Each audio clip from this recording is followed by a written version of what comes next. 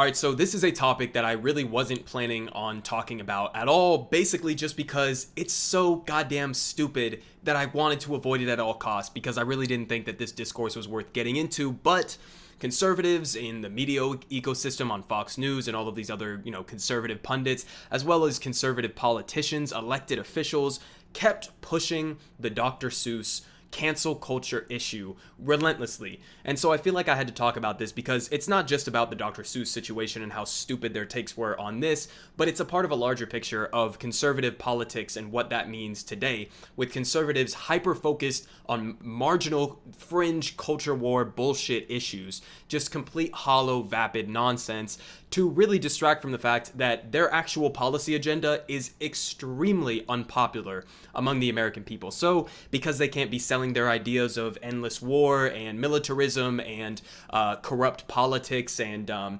giving tax breaks to billionaires, etc., all those things are extremely unpopular. But because they don't want to talk about those things, because they know voters won't like them, they decide to talk about Dr. Seuss being canceled. So let me just tell you exactly what the actual circumstance was before we get into some of these takes from conservatives. So 6 Dr. Seuss books will no longer be published due to racist images, okay? So the conservative line was basically like, oh my god, this is liberal cancel culture. They're coming together to try to cancel Dr. Seuss and the Cat in the Hat and all of this. It's the Democratic Party, it's Joe Biden and the Nancy Pelosi's. They're trying to come for our values.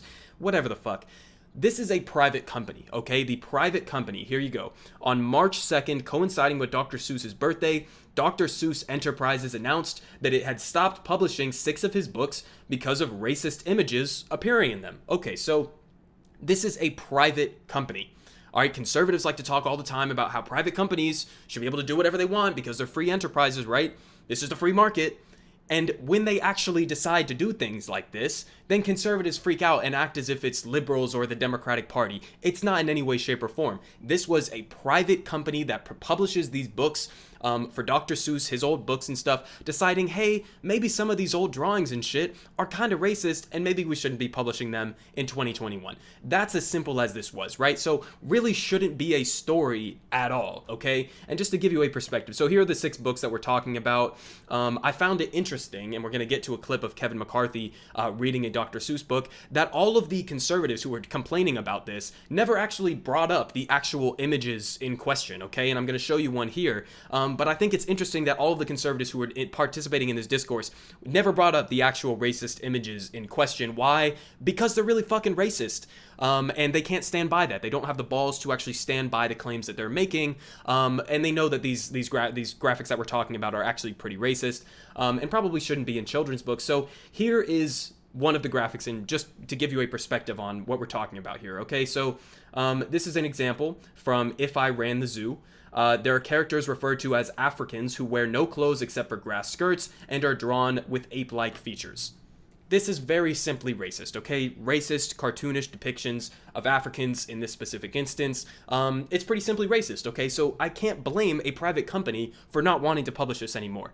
But again, I think it's interesting that all the conservatives who were talking about this never brought up the images like this. They only brought up like pictures of Cat in the Hat or read from books like Cat in the Hat as if that's what we were talking about. That's never what was being talked about. It's stuff like this that was being taken out of publishing. But of course, here go conservatives on Fox News. And when I say that they were hyper-focused on this, they were focusing on this issue for like the entire week. Like this was the main story. While Democrats were working to pass the COVID-19 bill and were focusing on more substantive issues, even though I have my disagreements with how they handled that, at least they were focusing on something substantive. This is what they were running with for like a whole week. This was the main plot for them.